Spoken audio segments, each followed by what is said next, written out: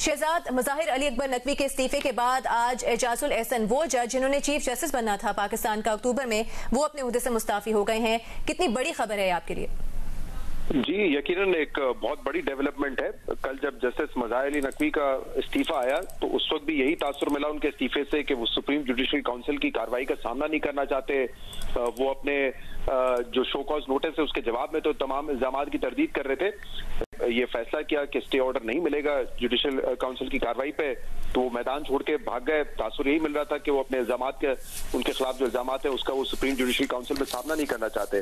लेकिन आज की जो डेवलपमेंट है जस्टिस एजाजुल एहसन की, वो मेरे ख्याल से एक बहुत ही सरप्राइजिंग है, क्योंकि उनके खिलाफ अब तक कोई रेफरेंस नहीं था। 2 दिन पहले उन्होंने आके दिफा भी किया जस्टिस मुज़ाहिर नकवी का, लेकिन रेफरेंस ना होना और फिर इस्तीफा देना ये कई सवालात को जन्म देता है।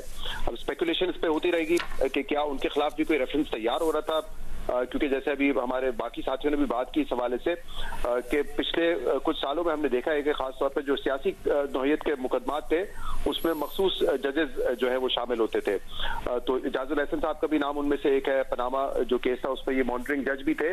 तो या तो वो इस बात से खौफजदा थे कि उनके खिलाफ भी कोई रेफरेंस आ सकता है और उससे पहले उन्होंने ये प्रीएम्प्ट किया और इस्तीफा दे दिया है, या वो जो एक सपोर्ट सिस्टम उनको मिला हुआ था कभी जो चीफ जस्टिस बंदियाल की सूरत में या दूसरे चीफ जस्टिस की सूरत में, या जो एस्टैब्लिशमेंट के करीब समझे जाने वाली बात की जाती है, तो शायद वो सपोर्ट सिस्टम अब नहीं है, उस वजह से वो इस्तीफे दे रहे हैं। अब ये तो उनका जब तफसीली इस्तीफा सामने आएगा, जब उनका मौकिफ आएगा, तभी इस पे हम बात कर सकते हैं।